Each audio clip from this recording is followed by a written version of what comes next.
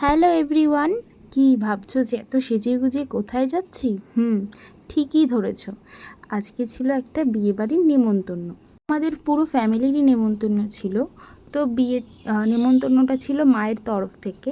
তো চলে গেছিলাম বিয়েবাড়ি। এটা হয়েছিল বনগাঁ পথের সাথীতে। মানে বিয়েটা আগে হয়েছিল, আজকে ছিল রিসেপশন।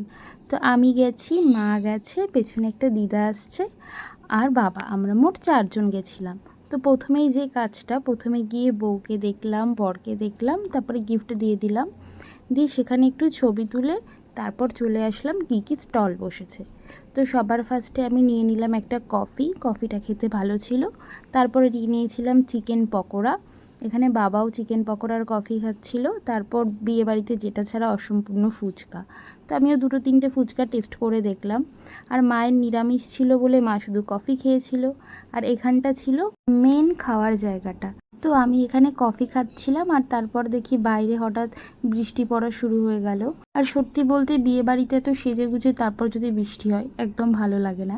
আর বাবা এখানে আমাকে একটা পকোড়া খাইয়ে দিচ্ছিল। তো আজকের মতো এই অবধি, টাটা।